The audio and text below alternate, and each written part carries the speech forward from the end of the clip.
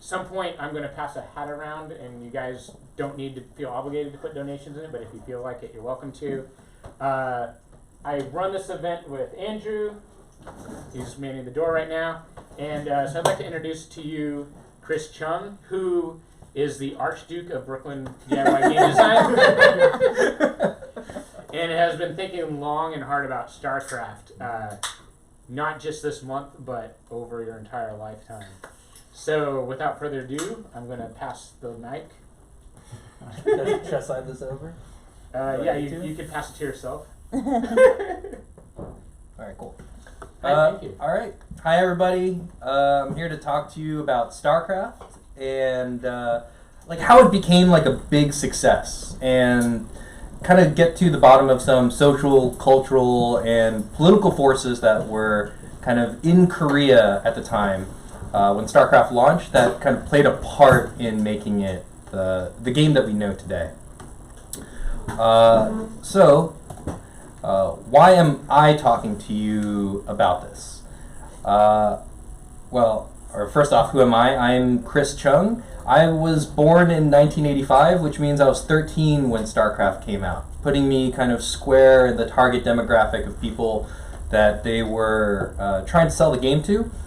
I was entering high school when the game came out, and StarCraft was a game that we played a lot, several times a week, a lot on the weekends, and specifically when Brood Wars came out, we were really kind of invested in the game, and it was part of a really small cycle. I also cut my teeth on the 386, which is, if you don't know, a pre-Pentium processor. My family had a 386 because my mom ran a small business out of the basement. And, our family was like squarely middle class. And, when my parents moved to the U.S., they were both kind of like working, and we just kind of had a computer in the home for kind of like utilitarian purposes. So my mom wasn't super happy when I started using her 486 that she was kind of like doing accounting and like real stuff on to load up like Warcraft. And by the time Warcraft 2 came out, I was networking with my friends in the neighborhood over a dial-up modem on a 14.4 connection on Errol's dial-up, and we're playing cooperative games of Warcraft 2. So I've kind of been following Blizzard since their first big titles. When StarCraft came out, we were already kind of having LAN parties, but like LAN parties back in the day, before we could drive, we were like carrying 15-pound CRT monitors across the neighborhood, then kind of going back home to grab our steel-cased 40-pound PCs with, small children-sized processors built into, enormous motherboards. And we'd do this. We'd make these like huge trips, and we would use our TCP/IP printer cables to hook computers up, and we'd be playing like Diablo. In high school specifically, we played a lot of StarCraft, Diablo 2, Soul Calibur, Ghost Recon, and Counter-Strike. And that was because those were the types of games that let all of us play at the same time. And that was also kind of unique because if you remember back in the 90s, that's when consoles and handhelds were really big. That was the era of like Pokemon and Mortal Kombat. So we were the weirdos carrying, 60 pounds of steel and glass across the neighborhood to play games. So after I graduated high school, I went to the Naval Academy. I was commissioned as a submarine officer. I went through the nuclear training pipeline. I was stationed on the USS Seawolf. And the USS Seawolf, while I was attached to that ship, was in dry dock, which means we had like super long hours and really long days. We didn't sleep very much, and we had very few days off. So not much of a social life at that time. So one of the ways that I kind of kept my sanity was by playing StarCraft with some of my friends. And after high school and college, we were kind of scattered all over the place. One of my friends was in San Francisco. Another one who had also joined the military was in San Diego at the time. And this was a way for us to kind of keep in touch. It also was a period of time that kind of cemented my interest in cooperative game design and multiplayer games, which is why after 8 years in the Navy in 2015, I left the Navy, went to the Game Center, and pursued an MFA in game design. And yeah, that kind of takes us to today. The reason why I'm talking to you about StarCraft is because I genuinely love StarCraft. Like, I really love StarCraft, like a lot. I've been with Blizzard since the beginning, so I'm kind of like emotionally invested in that company as well. And you know, since I've seen their entire journey from Warcraft 1, I wasn't there for the dwarf game. But since Warcraft 1, like, I've been kind of following a lot of these intellectual properties. And so, you know, I feel like the other kind of reason why I kind of like really love the game is because it was kind of something special to the Korean American experience, right? Growing up in Montgomery County, Maryland, it was a fairly diverse area, but we were in a neighborhood without like a lot of other Korean people. I didn't have a ton of other Korean people in my life, and so like that was kind of not really a part of like the way that I conceived my identity. During that period of, you know, through high school, since we were so kind of like diverse in our neighborhood and the high school that I attended, like race was more about what you ate for dinner than having any kind of impact on who you were or like what that kind of meant in the eyes of other people. But by the time I got into college, the kind of impact of racial politics kind of took on a very different meaning. And at the Naval Academy, which is ostensibly this very, you know, it's a meritocracy, or it aspires to be, but you get a cross-section of people from all over the country that are coming from very different parts of the country, right? Like, they're from every state in the U.S. So for the first time, I was kind of having to reassess my identity through the lens of how other people saw me. And kind of around that time, or shortly before, StarCraft had really started getting big, like big in the U.S., right? StarCraft had been out for a really long time, but StarCraft, well, in Korea was like huge, and like news started trickling back to the U.S. how big it was getting over there. And so there's a lot of like theory crafting about like why StarCraft was big and important and successful. And there's this sort of like narrative of like this inevitability, right? America had crafted this like beautiful, perfect game, and crazy APM obsessed Koreans like elevated this divine form to like what it is today. But really, like, StarCraft and how it got started in Korea and how it kind of grew was kind of serendipitous. There's a lot of multiple factors that were at play, and it kind of got big for a bunch of like really circumstantial reasons. So I just kind of want to tell you about this story so you can tell other people. So what is StarCraft? If you don't know what StarCraft is, we can kind of go back to the beginning. It's a strategy game, which was kind of defined by Wei Chi, as it's known in China, or Paduk, as it's known in Korea, or Go, as it's known in Japan and the rest of the world.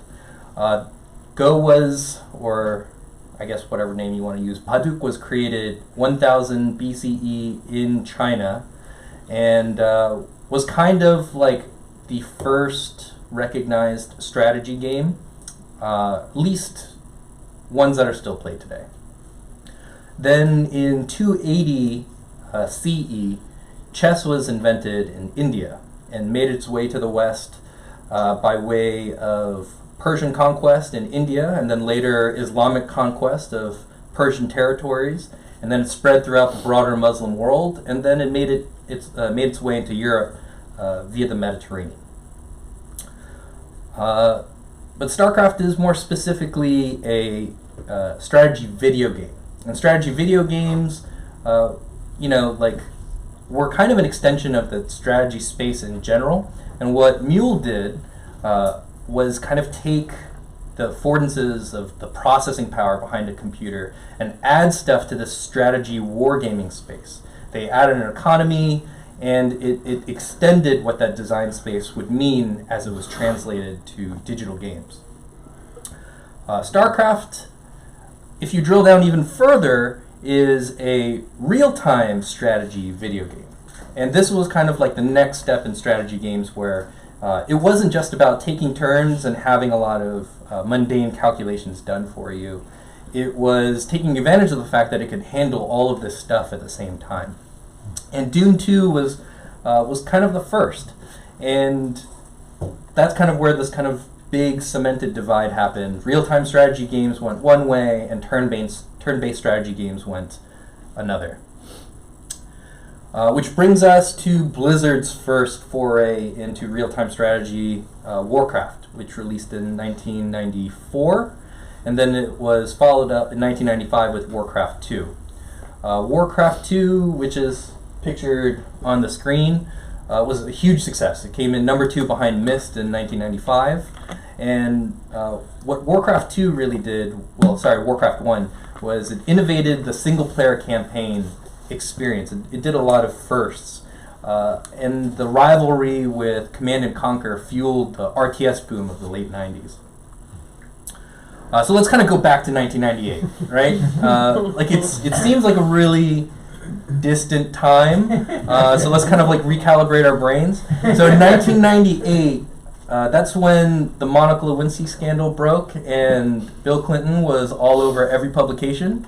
Natalie Imbruglia won the MTV Music Award for Best New Artist. It was also the year of Mulan, Armageddon, Saving Private Ryan, and Puff Daddy's musically backed smash hit Godzilla. It was also a period of time where the 5th generation of consoles in the US were kind of coming to a close, and the 6th generation of consoles kind of first got released. Which meant like the broader global game market saw a lot of really big titles released around that time. Half-Life, in the competitive space like Marvel vs. Capcom, and then the kind of nostalgia bombs like Final Fantasy Tactics and Suikoden. So 1998 comes and Blizzard releases StarCraft, and what StarCraft does is it has 3 unique races, which is really, really different. Most competitors still had mirrored factions. So Command & Conquer, the 2 different races were they're kind of like 2 different sides were largely the same, and they had a lot of redundant units. You might have the soldier, and then the machine gun soldier, and then the rocket soldier. And they're all super small, and you couldn't visually distinguish any of them. They're just like ants running around, and maybe they went pop, pop, pop, or they went shoo. But like that was real-time strategy.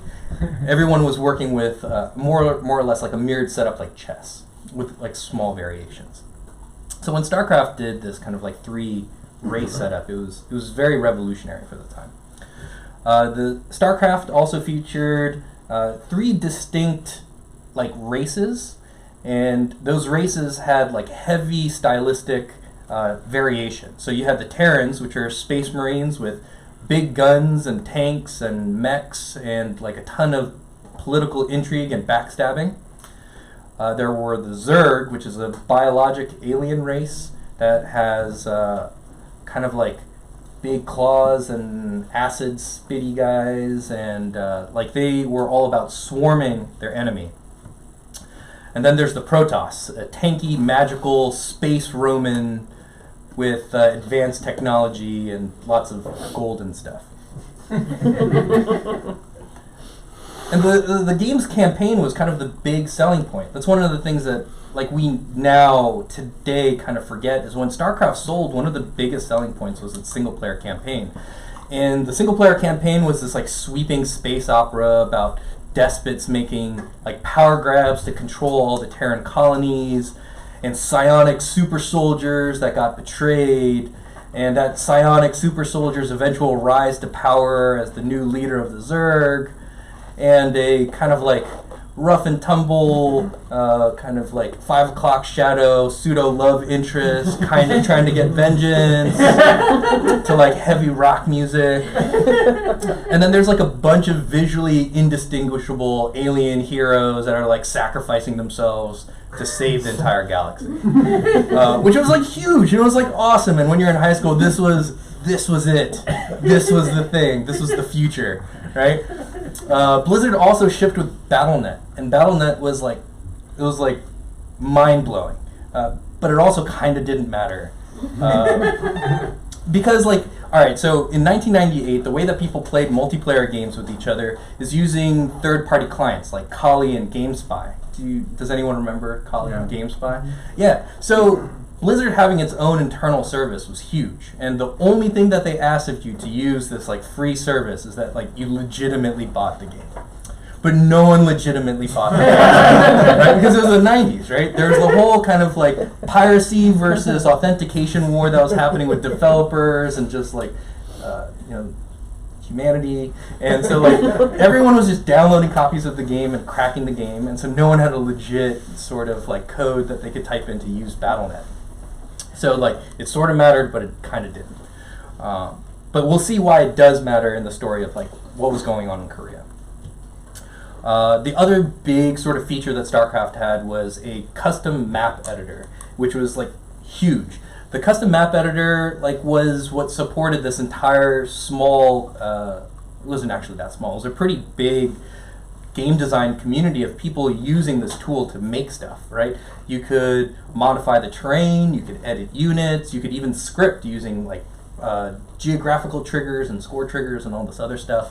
And so they created all of these new game types like Defend the Temple, Tower Defense, and Aeon of Strife.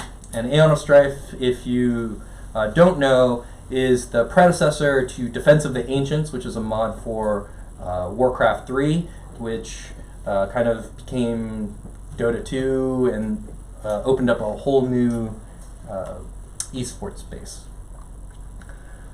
So let's kind of talk about Korea. When the game landed in Korea, it wasn't a traditional success, right? And we'll kind of talk a little bit about why. So if you don't know, here's Korea. Here's a kind of a closer look. I think the thing that's important to kind of take note of is how big China is. Like China's really big, right? Mongolia also big, Russia also big, Japan relatively large. Korea's pretty small, right? It's a tiny peninsula. And so like now we think of Korea as like the home of this, right? But in 1998, it was the home of this. So when StarCraft kind of landed in Korea, like the kind of biggest thing that was happening at the time was the 1997 Asian financial crisis. The Thai baht collapsed because of lending and all this other stuff, and there's this ripple effect that affected a bunch of Asian countries, and Korea was one of them.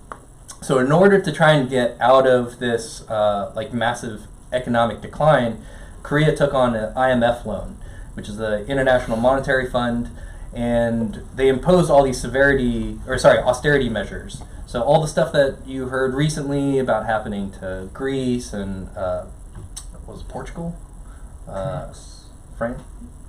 I don't know. So yeah, it all the kind of like when they talk about that stuff, the case study is Korea, because Korea was kind of one of the first to like dig itself out using this approach. But basically, the other thing that it did was it kind of clamped down a lot on loans, and the entire country just lost a ton of jobs. And as these companies tried to stay afloat, they had to lay off tons and tons of people. So for young adult Koreans at the time, that business culture in Korea was all about seniority. So lowest people on the totem pole were the first to get cut. So if you're kind of, recently graduating, first into the company, you're out. You're first to go, like not important. And so you have all of these younger adults with a lot of free time, no money, and looking for something cheap to fill that time, right?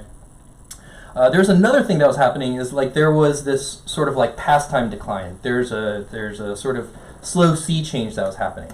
So kids in Korea they used to go to school 6 days a week, up to 16 hours if you account for the kind of not mandatory but kind of mandatory tutoring that they had to do afterwards. So students would go to school in the morning and then they go to hagwon, and then when they were done, a lot of them would kind of like retreat to these like third spaces, hang out with their friends before coming home.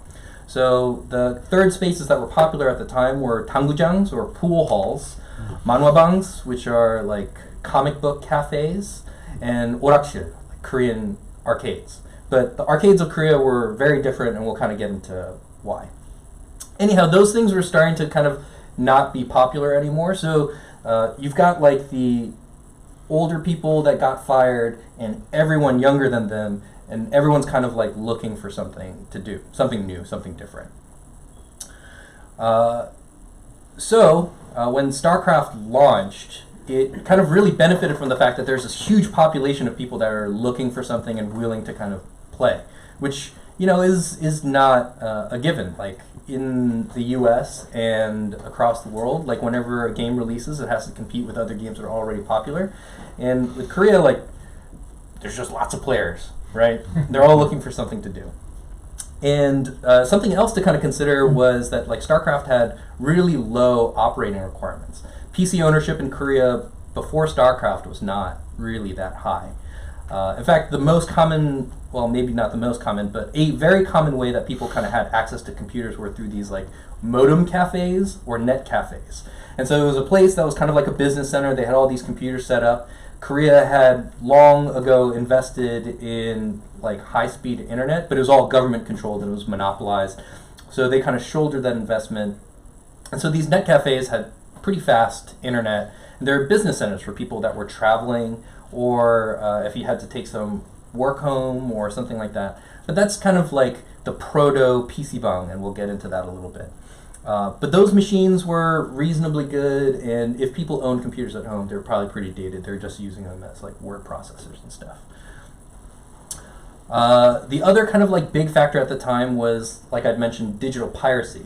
So one of the reasons why StarCraft was able to be popular in Korea amidst this whole like financial crisis and stuff like that was because like the 90s were kind of like all about stealing games. And so Koreans that didn't have a lot of money to spend could download a copy of StarCraft, install it on their computer at home, or more likely install it on a computer at a net cafe. And so like these like cracked copies of the game were a way for a lot of people to kind of get their first taste of the game. It's not, so if you watch any documentaries about StarCraft in Korea, that's not a thing that they're like especially proud of. It's like, oh yeah, we fell in love with this thing because we stole like millions and millions of copies. But it's absolutely a huge factor in why it got big. So the next thing is like the net cafes kind of transition into PC bangs. So PC bang means room. So PC bang means like a PC room. And the transition to this was just because like originally they had people, either like the business owners themselves or the clients would come in and they'd install copies of the game and they started playing and they'd kind of come back regularly. And so like the game was installed for free and people kind of spend a couple of bucks an hour to play with their friends. It's not like they're like have a ton of free time. If you're younger, you got 16 hours of school to deal with. But I guess if you're fired and not looking for a job, maybe you have a little bit more time. So eventually, like this started becoming more popular, and it became the new third space that people started going to. And so this new third space was like, it started off like pretty small. Between like in 1998, as StarCraft was releasing, there's like roughly 3,000 of them, like these business centers like scattered around the country. And then by the year 2000, after people had gotten like a taste of StarCraft, 21,000, right? Like it just skyrocketed in 2 years. This is amidst a financial crisis. No one has any money. There's no business opportunity. Things are not recovering, right? Like in a good way. And then like this is just like taking off, right?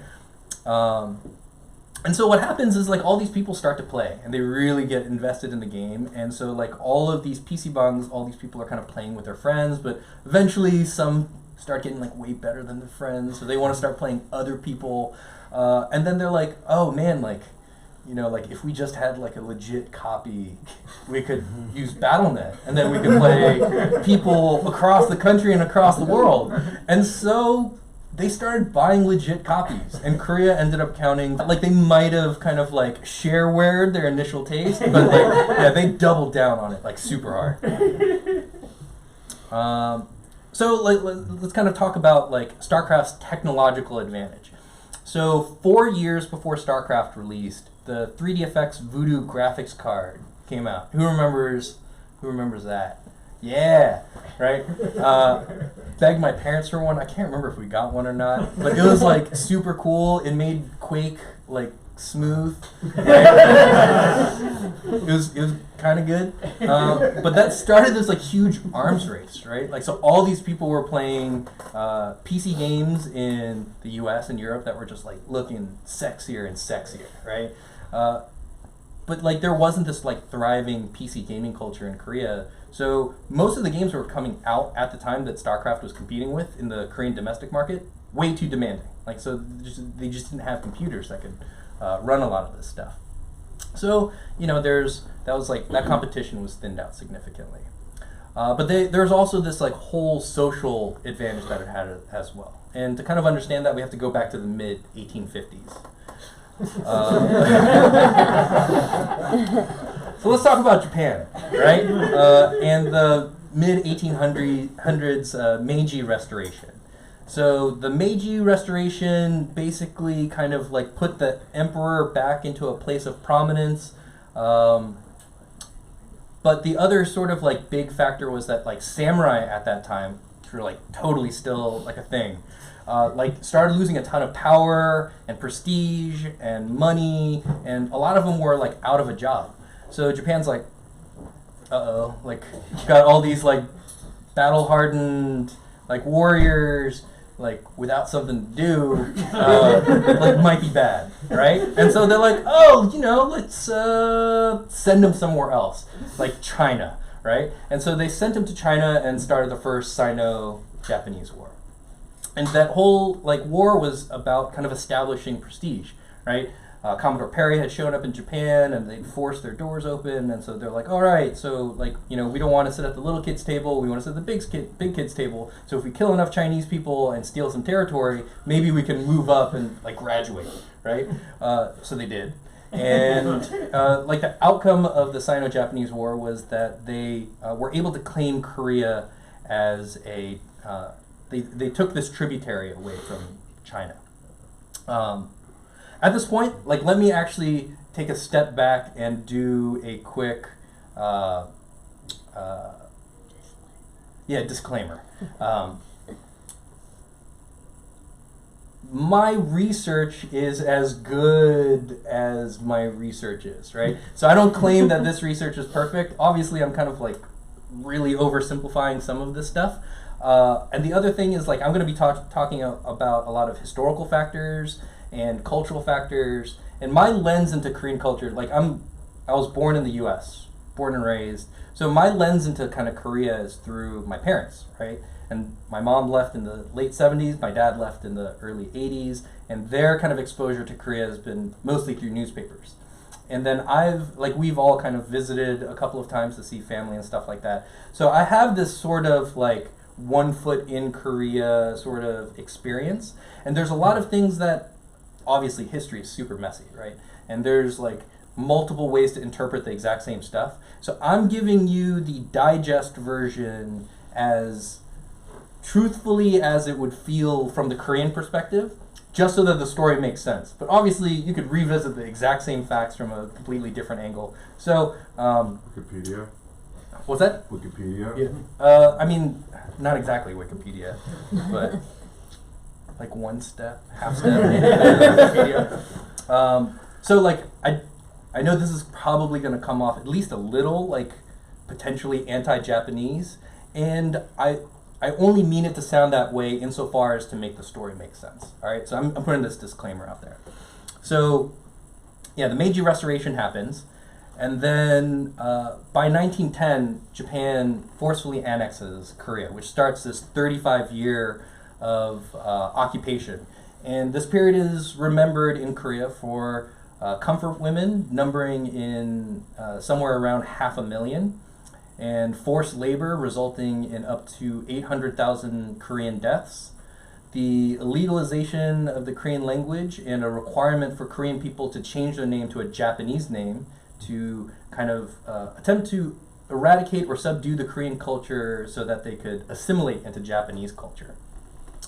There's also violent suppression of dissidents, and there was a lot of material and cultural pillaging of Korea at the time.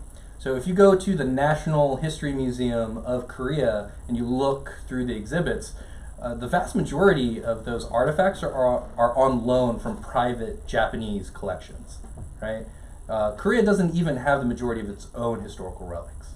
So this is sort of the context. Oh, there's another thing. If you notice, I spelled Korea with a C. Like, the Japanese occupation was so much about just kind of like being on top of Korea during this period that they changed the spelling from a C to a K just so that it would come after Japan in the English like alphabet, right? So this is like legit how it was spelled on maps that are old enough. Oh, I heard it had also to do with the Olympics. Like, everybody was like marching the Olympics, I guess, in alphabetical order. And they wanted to make sure that Korea marched after Japan, so they respelled it. Yeah, so they're all about like throwing around their weight, right?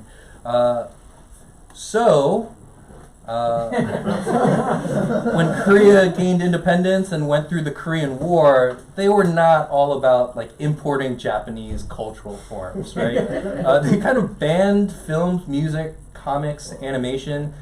So what that means is like the kind of like console craze that was happening and the arcade craze in the US was missing, right? No consoles meant like no Mortal Kombat, no Street Fighter, no Tekken, no JRPGs, right? And no arcades meant that like the competitive fighting scene just didn't exist. Now, Korea did kind of like, there were like big companies that, and we'll talk about that a little bit, that rebranded some stuff and imported it, but like super low numbers. Like if you were like a proud Korean, you wouldn't be caught dead in front of Street Fighter, right? Like that was kind of the sentiment in the 90s.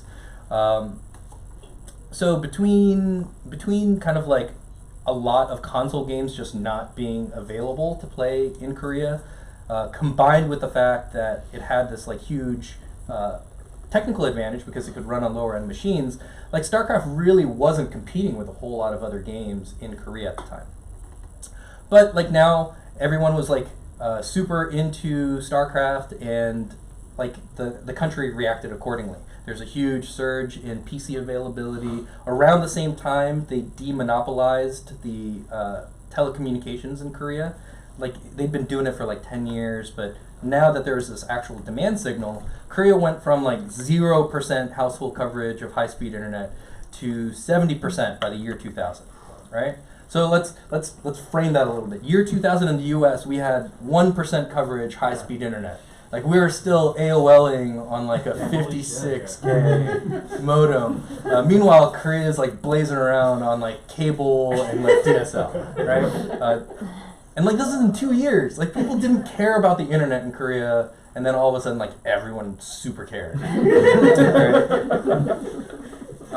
So yeah, there's this kind of like step increase in technology, and everyone was trying to get on BattleNet. So StarCraft was making waves, and like that sort of attention wasn't kind of like only reserved to like the player base and like to the people. Like there's a lot of different like forces, the government as well as the private sector and some public institutions that all found ways to kind of like ride off of this wave and this kind of like dearth of nothing good happening.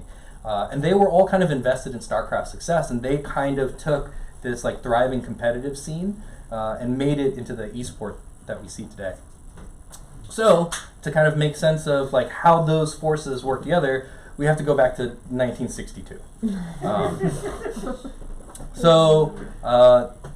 this guy Park Chung-hee 대통령, like President Park Chung-hee, took over Korea through a military coup. Right, post-war Korea was this like agricultural country, and it kind of passed through the hands of like despots and military coups and a bunch of like interim leadership. Like it wasn't like a like super like stable place. Like it was just not good. It was one of the most impoverished places in the world, right? I don't know if you've ever seen pictures of what like the Korean War looked like, but it was just artillery for days. There's like no trees left. The whole country was just like obliterated. There's nothing there, right? And so they're like, oh, let's try to grow stuff, and like that was kind of going okay.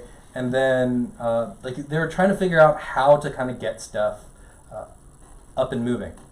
So when this guy took power, what he did was he really invested in this like chaebol system, which like started this like rapid industrialization of Korea.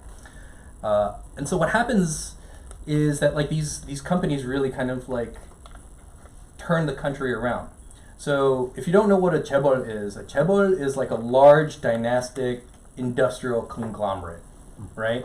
And what Park Chung-hee 대통령 did was he took these chaebols and kind of like brought them in, right? So they had like huge, close government partnerships. They had a ton of financial support.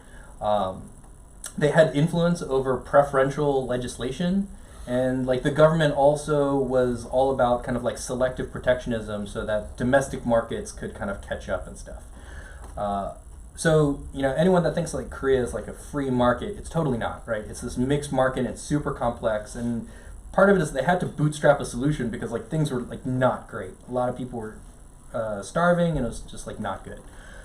So the chaebol system was responsible for taking Korea in just a couple of decades from like one of the most impoverished countries to like the 11th largest economy in the world.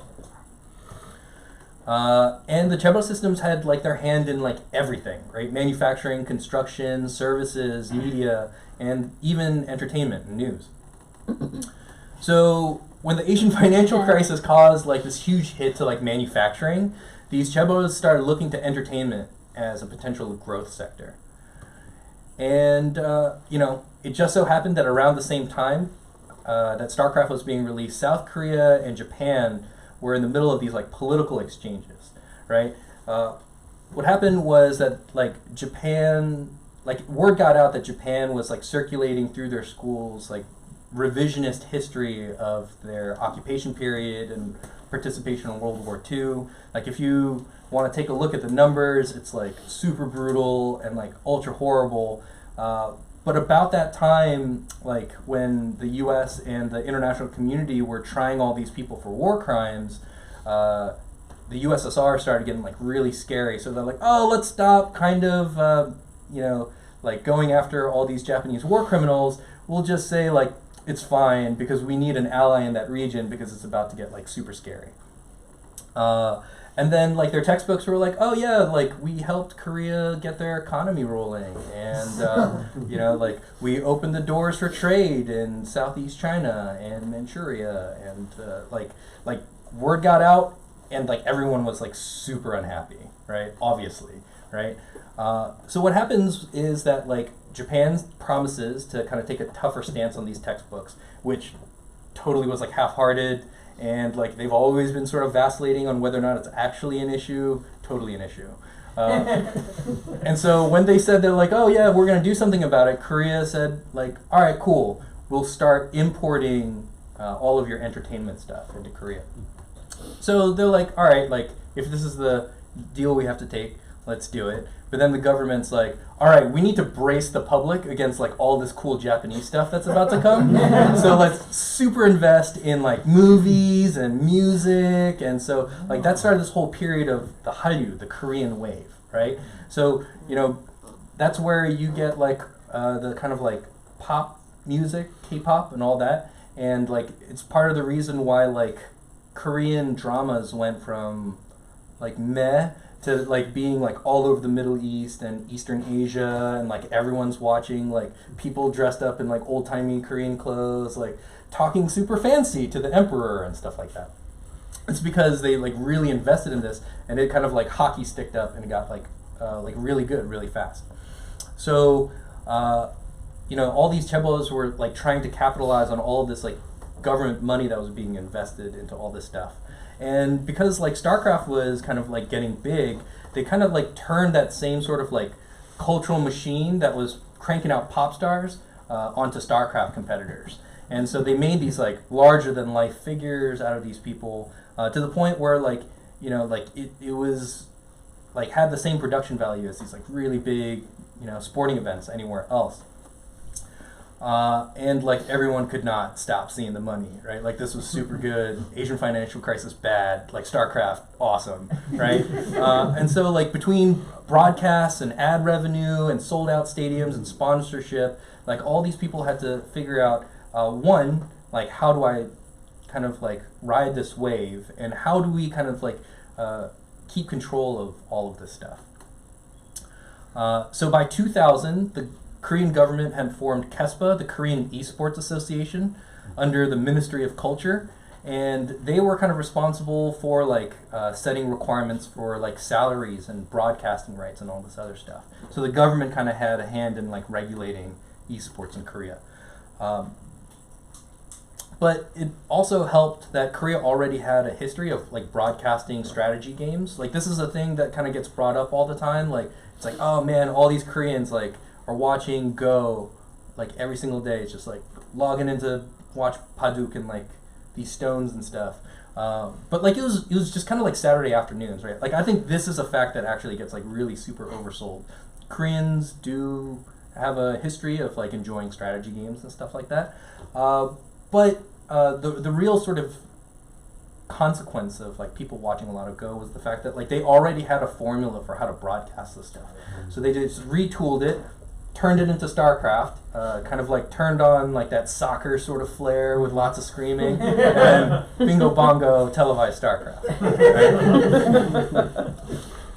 Right? And then, the internet, like I said, just kind of popped up onto the scene, and all of these like newspapers and print publications were like, this is kind of like the next big thing. So like they started printing the outcomes of like big matches and like projections, and like you have all these sports commentators like talking about the game. And so like if you were not a part of StarCraft, like you were like still employed, 35 plus, trying to figure out like if you're going to get fired because of the fallout of the Asian financial crisis and not playing StarCraft, and you like pick up a newspaper and you're like, oh, people are talking about StarCraft? Like what is that? I thought that was just a thing that my little brother played, but now it's like, oh, it's kind of like a serious thing.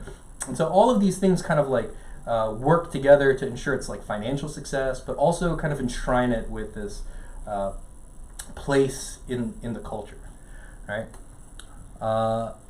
And so this kind of brings us to talking a little bit about the design of what made it like a good esport. Hopefully this video runs. This is a video of a guy named Boxer.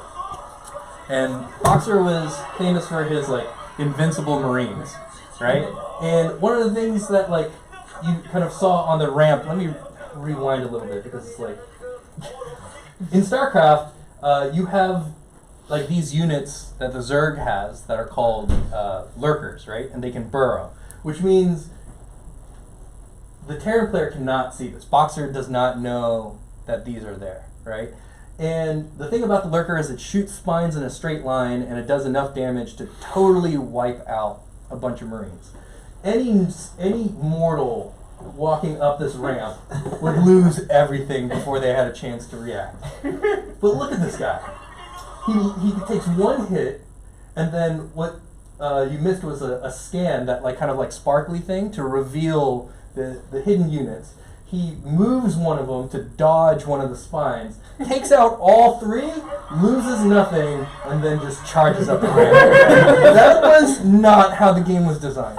That is pure magic, right? And then like he goes on to win the game, and like that's cool too. But like that was what was like crazy about StarCraft. Like when Blizzard employees went to Korea and started like watching these televised matches, like, whoa, that's not what we intended at all, right?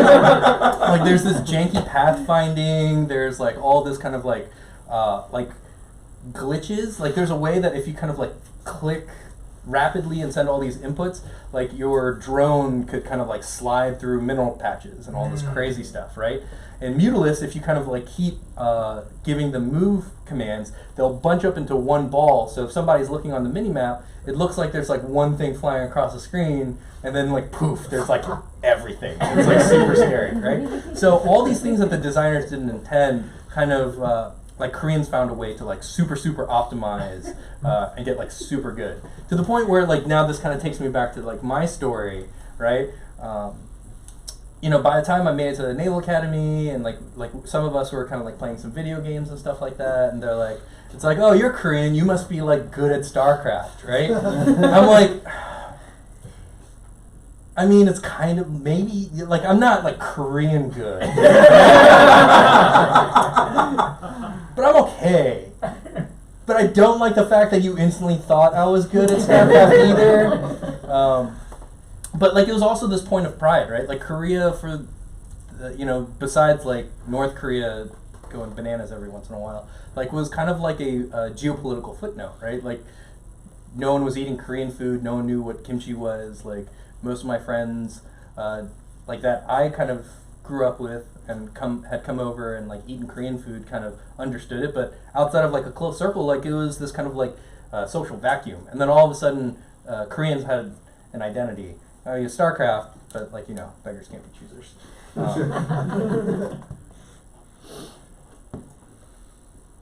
So it kind of takes us to the things that like are considered to be the important things in making something a good esport. One of the things is like the game has to be clear, right? A lot of the design of the game was focused on legibility. I don't have a slide, but in the original like demo that Blizzard took to E3 like a year into their development, like the game was like gross, and everyone was like super sad. They're like, oh, this is StarCraft, and so like they're like, oh no, just kidding, and then like they took the game back home, and then they didn't talk about it for 2 years, and then they like made it look way better. They originally were going to reskin the Warcraft 2 engine, but they rewrote the whole thing, and they had, you know, based off of their original concept art, a lot of kind of like dramatic different sizes and stuff, but by kind of punching up and making the units chunkier, it was like much easier to read. So if you look at this, right, you might not know anything about StarCraft, but you kind of get a sense that like it's kind of evenly matched, right? There's this sort of natural ability to read the scene and kind of understand what's happening in the game, which is super important for a spectator sport. Not everyone's going to be an expert. The other thing is that the game has to be simple, right? If you have this like big cow-looking thing over here, it's called an Ultralisk. It's supposed to be like 40 tons and like big claws and like super cool. But just by the design of that, like, you know, it's not hitting a flying thing, right? Like the relationships of the game were really simple. Other relationships, it kind of got taken to the nth degree for StarCraft 2. Like you have like certain types of units that are like generally pretty good, like a Marine, right? And then another race, like the Zerg, is got to have some sort of answer. So they've got Banelings. So Banelings better than Marines, right? But that's only true unless Marines get a stim pack upgrade, which means they can shoot and move faster, which means all of a sudden they are now better than Banelings. But if the Banelings get a speed upgrade and they're on creep, they're still too fast now, and so they're better than Marines again, right? This kind of like heuristic tree that the game set up was like super understandable, that like somebody with like a quick comment is like, why is that exciting, could explain to you in like one sentence, right? The whole thing had to be simple enough for people to grasp, even if they weren't experts. The next thing is this kind of like game that is skill driven. Like that seems fairly obvious, but you know, there's if you look at Command and Conquer and some of the other games, it was more about making sure that everyone had a good time, right? So they did a lot of stuff to rubber band someone's advantage, and they kind of like injected either randomness or something else to kind of like make sure that you don't get rolled. StarCraft, you know, it wasn't intentionally designed that way, but Koreans found like all of these areas to kind of like maximize and optimize their play, so that with raw APM, just kind of like cranking out button pushes and mouse clicks and stuff. You could take your mediocre Marines and like totally kill a ton of lurkers and charge up a ramp, right? If you just kind of like attack moved up that ramp, like you'd lose everything. But if you're an insane human being and you spend like tons and tons of hours practicing and perfecting everything, lurkers are nothing, right? Which means that like from a spectator's position, it's exciting to watch, right? You get to see the expression of somebody's skill. And lastly, you have to have a certain amount of uncertainty. So if you play StarCraft, you should kind of get the joke. There's a thing that Korean players kind of pioneered called the 6 pool, which meant you make up to your 6th drone, and then you make a spawning pool, and then you kind of collect as much resources as you can, and then you make as many Zerglings as you can, and then you rush into somebody's base before they've built anything, right? It was super OP, and all these people used to rage quit all the time on Korean servers, and especially American servers. It's like now affectionately known as like the proto-cheese, like it's the first cheese strategy in StarCraft. And it's not where you build 6 spawning pools, it's where you build a spawning pool in the 6th unit. But what that did was like, when they found all of these ways to kind of like create shortcuts, what happened is like the drama curve like started like spiking really early. You don't know as a player, because of the fog of war, if your opponent is 6 pooling you, so you better be ready, right? And you don't know if, let's say you figure out that your opponent is playing like a different race, like there are any number of strategies which kind of get them to peak power at different points in the game.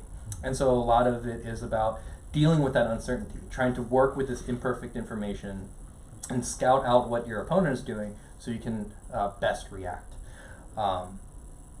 So those are kind of like considered the 4 things that make for a good esport, according to Blizzard.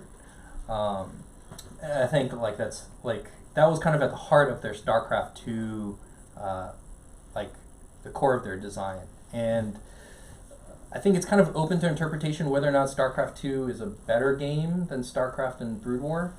And I think that's a whole separate discussion, because the two share a lot in common, but there's some like really kind of like fundamental stuff that differentiate the two. And the skills are not exactly transferable. So in conclusion, right? No one could have foretold that StarCraft would have been a success in Korea, right? Like, how do you plan to release a game 1 year after a financial crisis that no one knew was coming, right? How do you anticipate that like pool halls aren't cool anymore, right? Like, how do you anticipate that like Korea, which had been saying that it would demonopolize its telecommunications industry after like 10 years, would finally do it, right? It was just a shot in the dark, right? Blizzard released StarCraft for an American and Western audience, and there's just so many things that were going so perfectly for StarCraft in Korea that it managed to kind of get this massive following. And in the wake of this following, it kind of like ascended to this like place of esport, because a lot of people were really invested in its success. There's some people that kind of talk about like PC bungs and the internet being responsible for StarCraft's success, and that's a little bit of putting the cart before the horse, right? As we've kind of talked about, it was StarCraft that kind of like helped bolster those things, you know, the miracle of the game's success is, and it's kind of like ascendance to being like this like esports phenomenon, was like really like uncertain and fortuitous, and kind of like kind of as tenuous as the country that kind of birthed it. So thank you. That's my talk, and if anyone has any questions. Yeah.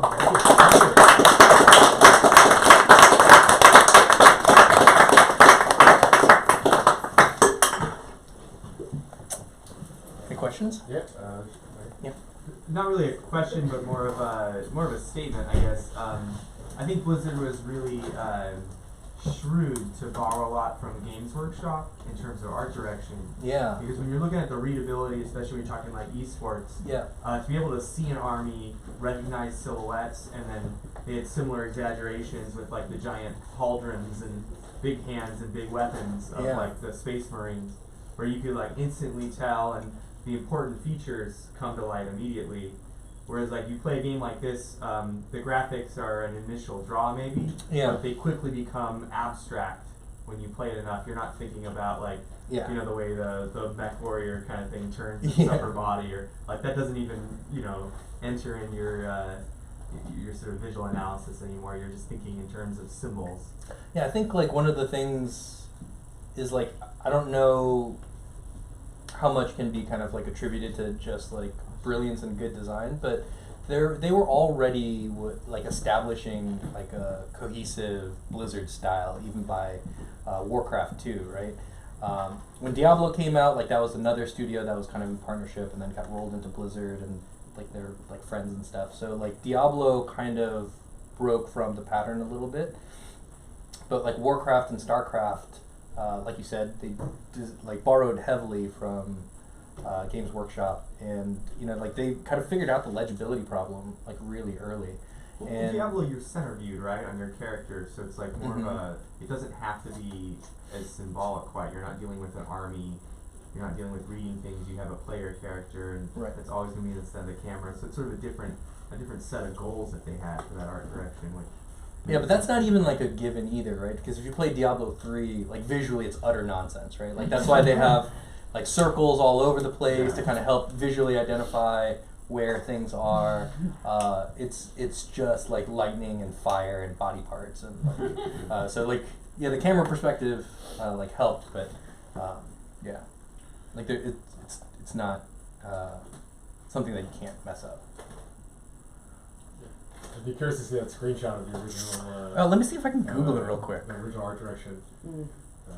It's oh man, super great. It's like I think it was like less because it was they went a pre-rendered route, and so back then it was the Warcraft 2 route was more like hand drawn. Yeah. So they did it was like a hand drawn take on the same art, like concept art that they used for the pre-rendered stuff. I think it was just like a little bit dated maybe. oh, here it is. Lower power. Oh man, it's so great. It's like it's super good.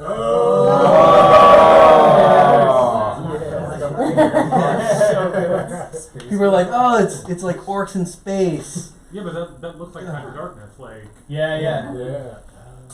Yeah, but I mean, like, keep in mind, right? Like when Warcraft 1 launched, right, and like you kind of like keep clicking on like the peon and it starts like sassing you, right? Like Blizzard like had this like really high bar that they had to meet. Everyone had like really high expectations for StarCraft, and so like you just got done with Warcraft 2 and the expansion, and then like like Diablo's come out, and you're like, oh, Blizzard's like just firing on all cylinders, and you go to E3 and they're like, oh, they're gonna show StarCraft, and like you see that and you're like, oh man, like it's not what I was hoping for.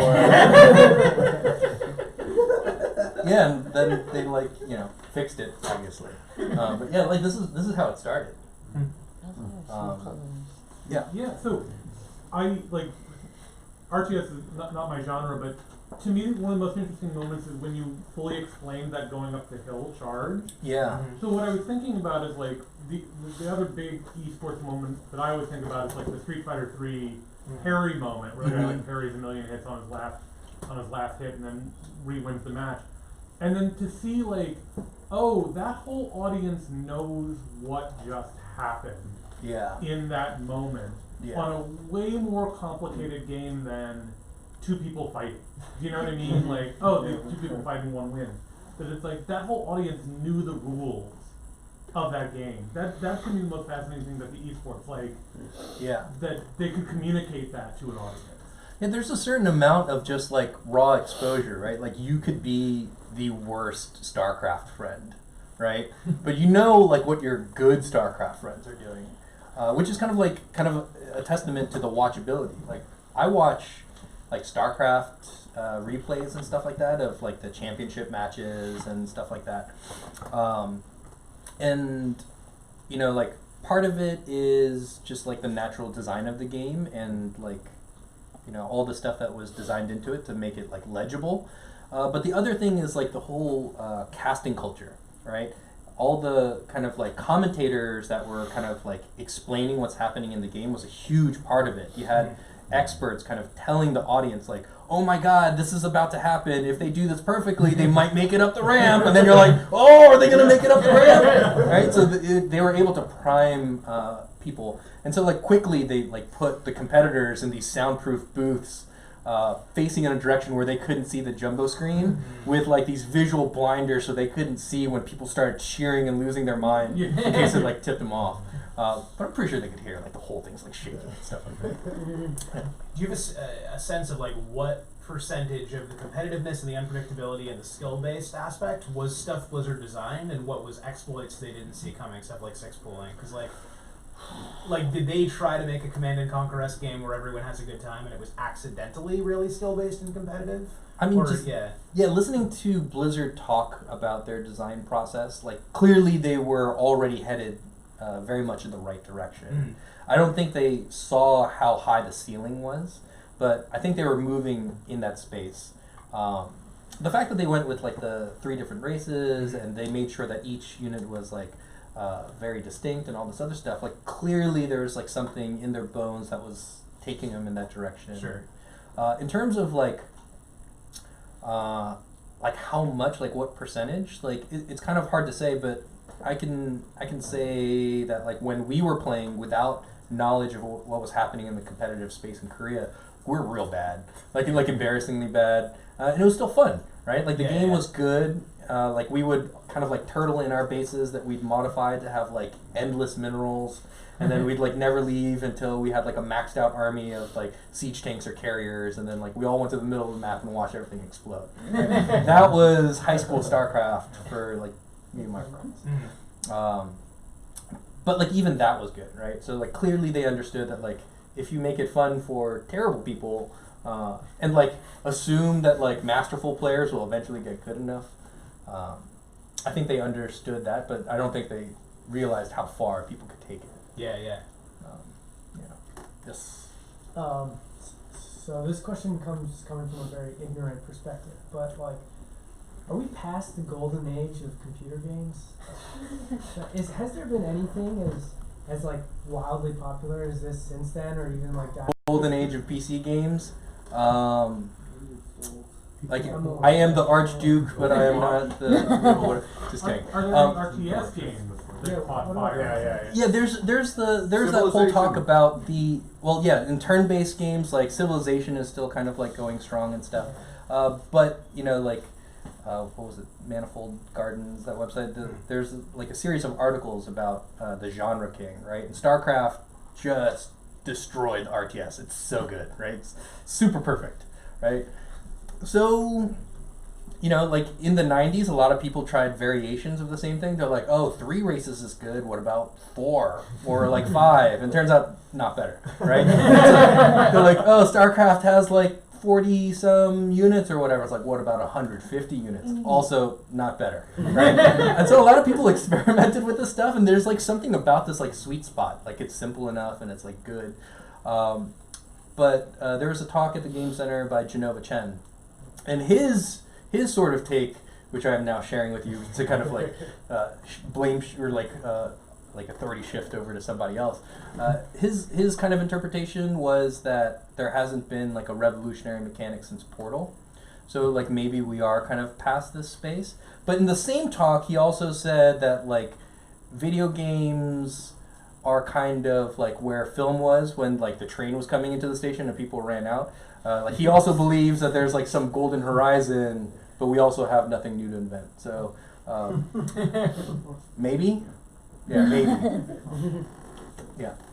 You said at one point that like at the start of esports in Korea that they kind of already had this format in televising strategy games. Mm-hmm. And then you said that they added like a little bit of soccer into it. Yeah. What was the athletic sport at that time? Like was soccer televised? Yeah, soccer was televised. Like, so like Korean sports, like soccer's pretty big, baseball's pretty big, but all the teams are like, you know how in the U.S. like cities have teams, in Korea like companies have teams, right? Samsung. So yeah, like there's like the Samsung whatever, SK right, and the like Wyvern. Hyundai something else, right? LG. Yeah, like Yeah. the LG, I don't know, monster faces. SK Wyvern. So like sports were kind of like part of the culture, but the other thing is like in Korea, like your future, your financial future is like so determined by your high school performance, because that determines what college you're going to go to, and then depending on what college you go to, you're part of an alumni network that gets you like on a rocket to the top, or you're not, right? And as a consequence, like, you know, people don't really take sports super seriously the same way that we do here, and so like they're, you know, the soccer thing is like Korean sportscasters like commenting on recasts of like World Cup and stuff like that, and realizing that like the Spanish speaking world is like really doing it super good, and they're like, oh, let's do that, but like in Korean. And so like yeah, that's the part that I'm talking about. It's like they're just kind of taking that like flavor and pumping it up. Yeah, so to sort of add to that, and I told you a little bit of this story, but I went to Korea in 2004, and I was really blown away. Like, I'm not somebody that's like super into sports, but a lot of my high school friends just like love sports, so I've seen a bunch of ESPN. And like in Korea in 2004, it was like 2.5 basically dedicated channels to StarCraft. And it was like ESPN 1, ESPN 2, and ESPN 3. So that third channel also did Warcraft 3, and they did StarCraft. There was like 1/3 of StarCraft, and then the other 2 were full-time StarCraft. And it's like you have like your 4 to 6 announcers going off in Korean very excitedly, and then the people that play, they stand up, they kind of walk in with like, it's almost like NASCAR, like leather with like emblems and logos of like all their sponsors, and they come in with their own mouse and keyboard, plug in, and then they play, and then everybody's like screaming and everybody. And Yeah, I mean, I understood like, it, but I couldn't understand. It's like the WWE entrance, right? Yeah. Like you know, like they got the music pumping, and then like people have like sparklers and stuff. Yeah. It was like, yeah, I want really to it's like Pepsi and like Xbox and like, I want to say do Pennzoil, but that's yeah. but stuff like that, just like all over badges. Yeah, it was like one of the things that I thought was like really kind of like interesting about that period is that like one of the things that we didn't talk about at all was like the drama of the competition, right? There were like really tremendous players whose like videos are still up and you can kind of like look at them. And there was a period of time where like StarCraft was the esport. There's like nobody else on the market. So all of Korea was super invested. And like part of what made it possible for like us on the Western Hemisphere to kind of be able to partake in all this stuff is you had American StarCraft players like go to Korea and like start to train and like learn the language.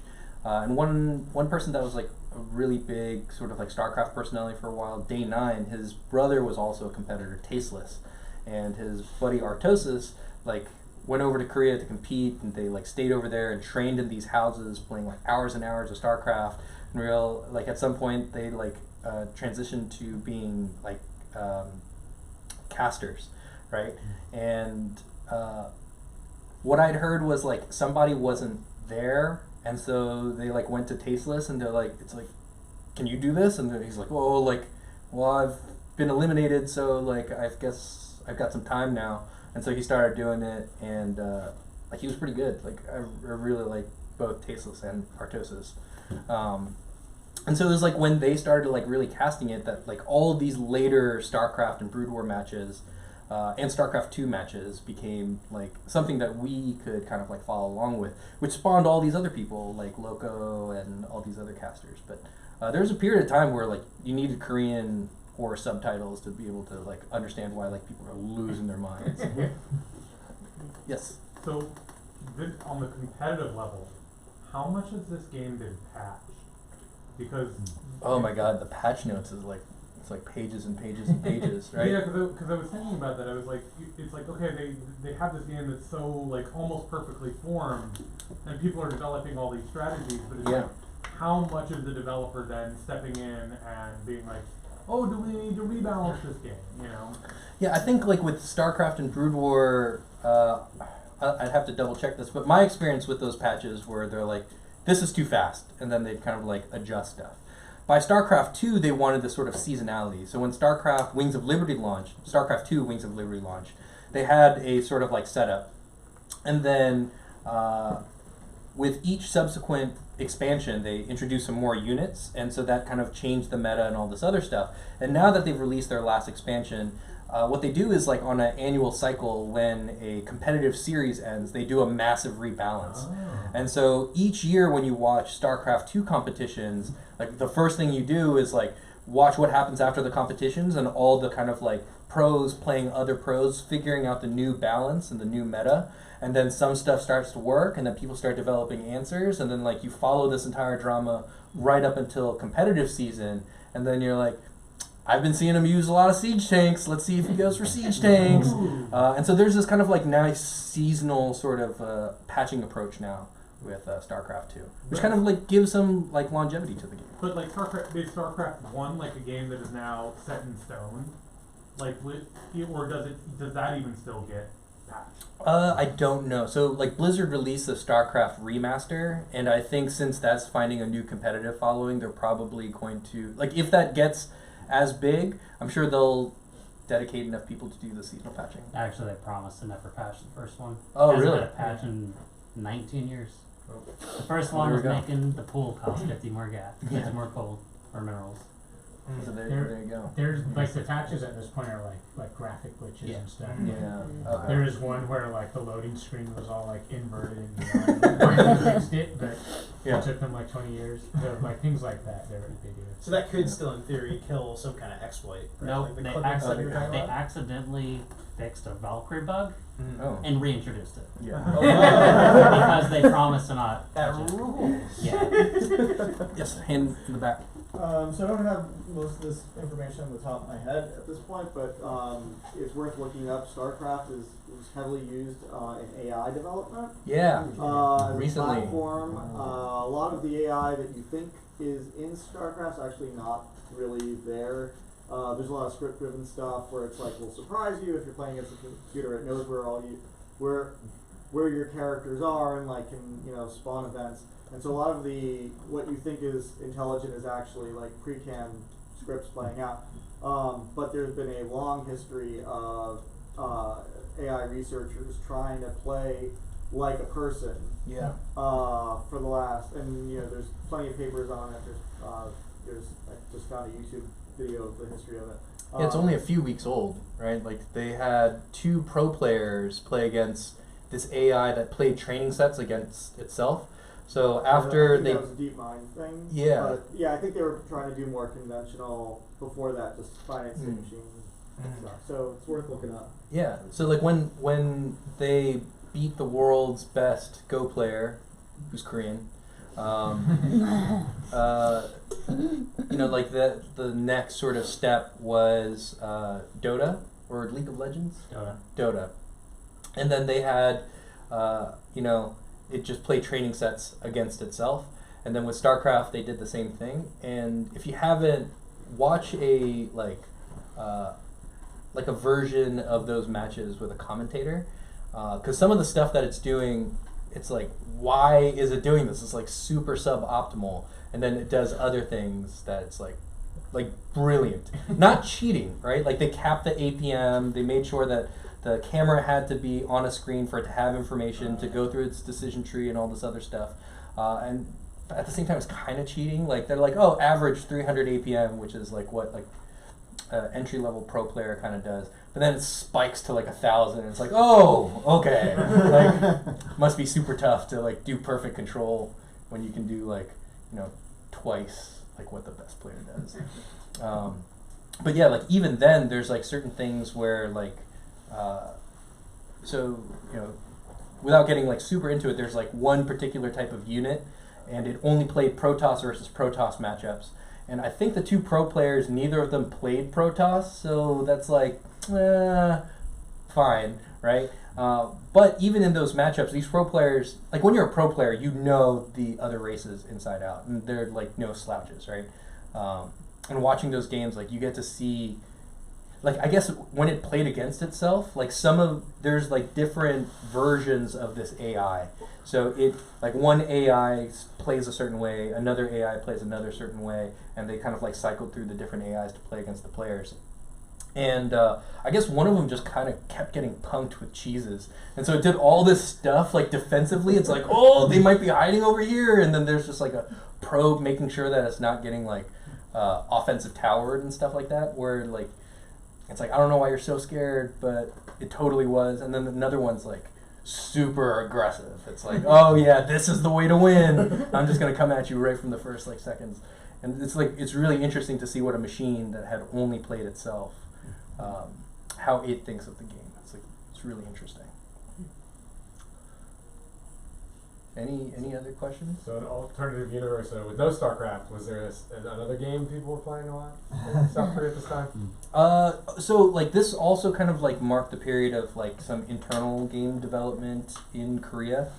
So the first kind of big game was Lineage, which was a MMO, and it was super grindy, but it was designed for a Korean kind of like space, right? In Korea, you were going with all of your friends coming probably out of the same school and the same hagwons, like your, X number of friends. You'd all go to the same PC bang, and then you'd all load up Lineage. So when you're hanging out with your friends and you're like grinding the same mob to get the +1 sword of the whatever, like that wasn't really like a big deal. And then if like your group of friends made friends with like another group of friends, then all of a sudden you had a clan and you can take a castle, right? And that made sense in Korea, and then they released Lineage 2 in the US, and like everyone's like, I don't have this many friends. Like, this does not work for me. Because the only way to get a sword is like you have like 40 friends all going at the same mob for like a week, and then you get like one sword. And then like in the US, you're like, oh, I don't have that many friends, and I'm playing for like 2 hours, so like you do the math, and you're like, oh, it's gonna be like 30 years. Like I'm never getting the sword. This game's not fun. It's broken. So Lineage 2 kind of like failed in the US. But there's a lot of stuff as a consequence of PC bangs that like started this trajectory of internal Korean game design and development. But now a lot of PC bangs are failing because of like regulations and a shift in the climate. A lot of people just own laptops, right? So like there's personal computers, so there's less reason to go to like PC bangs and stuff like that. So Korea is like, it's not this kind of like static space, like, oh, PC bangs, that's what we do now, and like that's all it is. Since then, it's like dramatically changed, and there's a whole discussion to be had about like Blizzard and StarCraft 2 and Kespa and what happened and why like StarCraft 2 didn't become the esports successor. And there's a lot of internal politics and money and posturing and all this other stuff. But Korean game design, up until that sort of era, and like a lot of the MMOs were kind of designed around the expectation that you're playing with a lot of friends in the same PC bang in your neighborhood. Yes? So piggybacking off of that, why was it RTS and not first-person shooter? Because those could have flourished, those existed at the same time, could have flourished with that network setup. Do you think it was just something else culturally that made it StarCraft? I mean, part of it was like that tech advantage, right? Like Half-Life came out in 98, and Half-Life was like too demanding, right? So you could roll back to Quake, but like the competitive community had kind of like rolled out of Quake. I kind of approached this talk from like the kind of like political and social forces, but there's something to be said about the fact that like there's something about Korean people that love strategy games, and I think a lot of it has this kind of like cultural vector. Like Korea is a small country that throughout its history had been invaded over and over and over again by the Jurchens and Khitans and the Tang, the Mongols, the Japanese, and so like Korea's like national hero, Admiral Yi Sun-shin, like Korea's like height of military excellence was like repelling the Japanese, right? And a lot of it, the reason why he was able to do it is like Korea had advanced its ship design and made a ship that had, it's called the turtle ship because it had like an ironclad top with spikes that were sticking up so you couldn't board it. And the ships had like a dragon head in the front that like billowed all the smoke so you couldn't see how the ships were positioned or how many there were.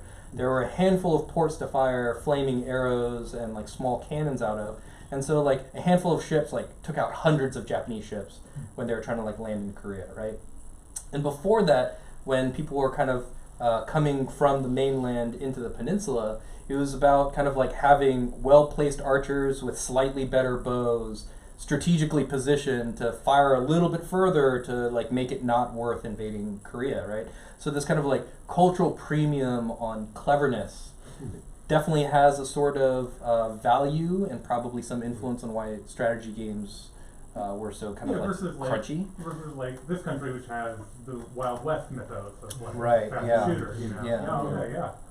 I think there's a very kind of like big discussion to be had about like in Korea there's this kind of like sense of like emotions that can't really be translated into other languages. Like Koreans talk about Chung and Han, which are these kind of like dualistic representations of this kind of like emotion that sort of defies translation.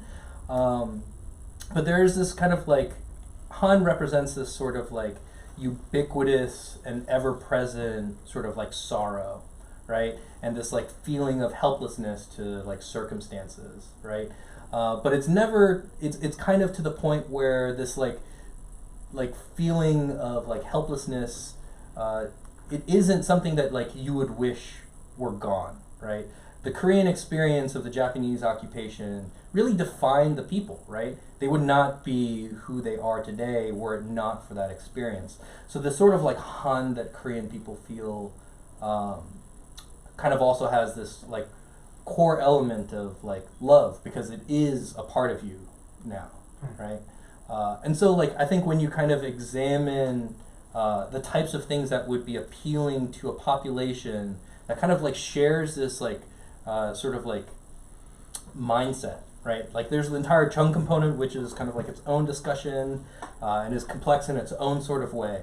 But like when you kind of like talk about this population in terms of like what would appeal to them, you know, like you get a glimpse of it by looking at like the games they play, like the MMOs and like StarCraft and stuff like that. But if you were to watch a bunch of like Korean films have a very distinct flavor and they explore narrative through this like really interesting and different vector, right? Like there's just a lot of sad melodrama. Like no one does melodrama like Koreans, right? Like they're all about like just like being sad.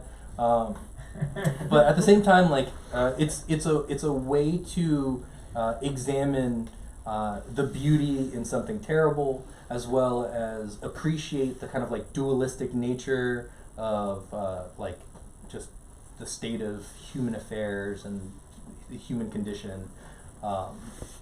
So like, you know, it's kind of difficult to really kind of answer that question without also doing a deep dive into these things that are like quintessentially Korean, like culturally. Yeah, Blake?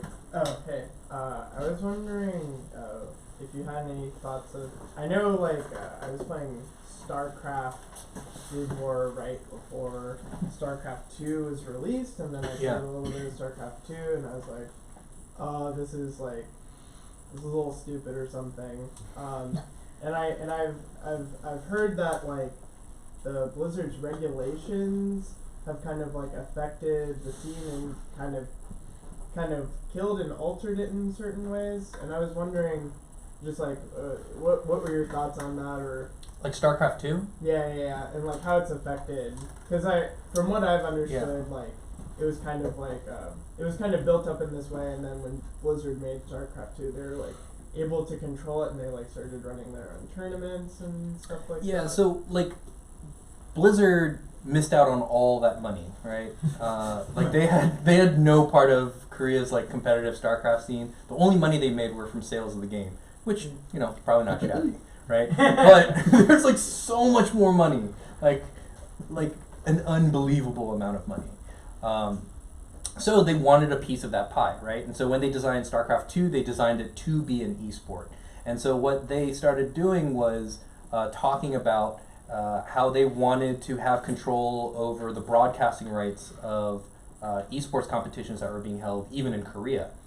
And they said that it's our property, it's being played exclusively on multiplayer, it's reliant on our services, we want to do this.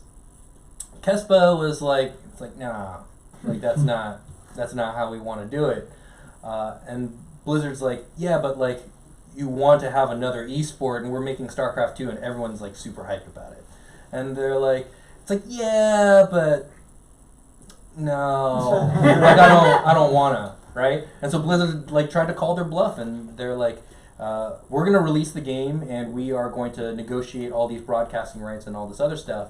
And Kespa's like, all right, we're going to make it a mature game so that it can't be broadcast on television.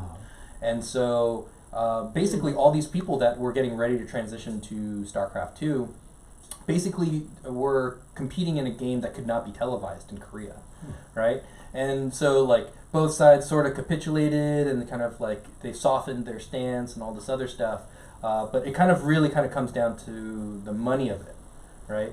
And what ultimately ended up falling out was that like StarCraft 2 had a weak enough start that it never really kind of gained the same traction. So a lot of strong players stayed in Brood War and never went over to StarCraft 2. And then League of Legends and Dota 2 also started happening. CSGO started getting big. And so they lost their shot. And so Blizzard tried to kind of scramble and kind of get back on it. But it was like that ship had already sailed. But that's not really like Blizzard's fault, right? Like it's their game, and like they wanted a piece of the action. I think they probably overestimated their clout in a space that like really they were like when they first came to Korea, they were like heroes. Like thanks for making the most awesome thing that has ever happened, right? And then they kind of like started doing this stuff, and people were like, oh man, you just want money. Right, and it really kind of like ruined their image a little bit, and as a consequence, like I don't think they understood how deeply ingrained Kespa and like the government and these like broadcasting agencies and the chebos and all of them like how close they were and how like not like in the cool kids group Blizzard was, and they just could not throw their weight around the same way, and so StarCraft 2 like struggled for a while. I think now actually StarCraft 2 is like super watchable, and I think it's really good. It doesn't have the same player base, it doesn't have the same prize pool, but I still think like StarCraft 2 is like a really great game to watch. Like there's a lot of like new and emerging dramas, like new like really great players are kind of coming onto the scene, and like for the first time we saw like Western players beat Koreans. Also like this is kind of cool, like in StarCraft, like Western players call Western players foreigners because it's so in the like Korean mindset. And so when they talk about what is her name? Scarlet, who's also known as the Queen of Blades in reference to Kerrigan. She is a massively successful foreign player playing in Korea, and it's like it always kind of like rung wrong in my ear at first. Like you have like a lot of like American people speaking American English, and it's like, oh, this foreign player is blah blah blah blah, and then like you see just like a field of Korean faces, and then like not talking about them, and it's a very sort of interesting inversion. But you actually see Europe and Canada and there was a period of time where there's like some Americans that were competitive, and so you see that sort of space opening up a little bit, and I think it's still super watchable. I really enjoy it. Yeah. Well, I would add that it probably didn't help StarCraft that they basically released the game in thirds. That's when true. When you play the original StarCraft, you have the 3 campaigns. You play Jim Raynor, you play Zeratul, you play Kerrigan, etc. Or I guess that's Brood War, but you basically get a chance with every 3 of the races. Mm-hmm. And then when they made StarCraft 2, I think they were thinking in terms of copies sold, right? Mm-hmm. So they're, if we sell the Terran Right. prominent, first game, and then we do, the Zerg follow-up, and then, finish out with Protoss or whatever, they're thinking we can triple our profits, but the end result is you don't have a balanced game until you have all 3 races with all of their units. I would push back on that a little bit. I thought Wings of Liberty was a really great competitive space, like without any of the other expansions. But I can't remember where I saw it, but Blizzard was talking about how like they really should have released StarCraft as the competitive game, and the single player campaigns is a completely separate thing. Part of their R&D is they came up with all of these different units and kind of like recycled all the ones from the original StarCraft, and they didn't want to throw any of them out, so they rolled them into the single player campaign. So the single player campaign is super good, right? Like you get to like mix and match and kind of modify all these units and play the same campaign from all these different sort of like strategies. Recently they released a whole nother sort of like cooperative game thing, but as far as the competitive space, I was personally impressed with how good Wings of Liberty was, just like by itself, and how good the competitive space was with each subsequent expansion. Like they were all fairly balanced, or like if they weren't, they were immediately balanced shortly I thereafter. mean, if you look at the rankings after the first game, it just every top 20 competitive players were all playing Terran. Yeah, I mean, that's gotta point to something being off with the balance, right? but like even before the first expansion, you saw Protoss reach a point of prominence because people Right. saw like how good warp gates were. Like people are still really figuring out the meta and how to think about the mechanics differently in the kind of like initial release. Yeah, and like after the first expansion, like the competitive space was a little bit more even, though I think it was, if I recall correctly, it was a little Zerg heavy. And now it's a little bit different, but like there's still massive changes happening, right? Like the battle cruiser, which used to be like a clunky, super expensive, impossible to build unit that took all of your monies, right? And was unusable competitively. All of a sudden they're like, oh, now I can teleport and shoot while firing or shoot while moving. And it's like armor's better and it doesn't have this weird delay. And then like now like surprise battlecruisers is like a thing, right? And so like as the game continues to evolve and they mix it up from season to season, like I think it kind of speaks to the fact that they really always had a pretty good pulse on how to maintain a good competitive like segments. Like a lot of people were like felt kind of cheated after the first single player campaign. They're like, oh man, like now I gotta buy 2 more. I mean, that's why I quit playing online. Oh, really? The first one, because it was just like I felt like Terran had all the toys. That's funny because I played, strategy. yeah, I played like Wings of Liberty mix of like Terran and Zerg, and I was like, oh man, Zerg's so good, right? Like I wish Terran was better. But then again, I'm not very good, so like I could have just been like I'm a terrible player and I was misreading like everything. But yeah, any other questions? I was just going to say, one of the things, we were talking about AI earlier, and one of the things that I really liked about the first StarCraft is, this is like before Super Meat Boy showed you all your failures in this experiment. Like, you could rewatch a game that you played online or with your friends, and you could even speed it up, and without the fog of war, you could see what everybody was doing the whole time. So even when you were losing, you could still see what the winning strategy was for that particular game. And I think that helped build in your own, like, personal AI, like, skill levels. You're like, oh, I should have done this instead of this. Oh, that was really smart what this person did. And you can kind of learn from all your opponents, like, the more often you play. Yeah, I think Blizzard really did a tremendous job of trying to make StarCraft 2 more accessible. One of the things that StarCraft 2 did was, I think they tried to simplify the game so that it was easier to understand, and as a consequence, like, you had hard counters, right? And so that meant you just had to know more information, and if you made a mistake, it got punished super, super hard really fast.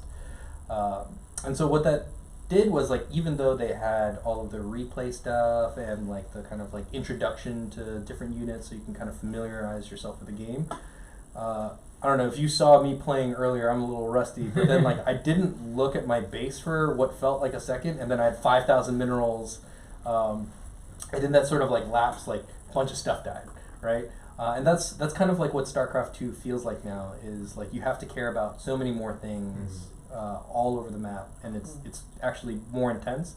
So despite all the hand-holding and trying to make the game simpler and more approachable, it's kind of harder, and it punishes inattention in a way that, like, I think makes it feel like an altogether different game than Brood War, right? Like Brood War was, like you had like single unit armies, right? And if you just got really good with Marines and you had like one science vessel and like a dropship, right? Like you could be like super competitive, right? Or you're like the Muta master, right? Like you have all these Mutalisks and like that's what you make, right? You have some Zerglings for defense or whatever, and then like you're doing all this like impossible stuff. But now like you have to have like a balanced unit composition, and like you have to expand within the first couple of minutes or else you're going to fall behind, and there's just the expectation is higher, and all the rungs that they built for players to kind of climb this like ladder, insufficient, right? Like it gets you to the top of a plateau that is at the bottom of the pewter league.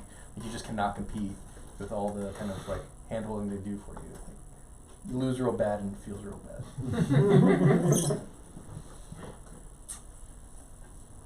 Any other questions? Thanks. Yeah? All right. Thank yeah. you so much.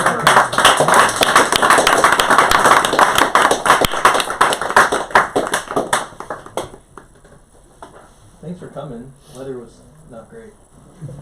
Yeah, it was awesome.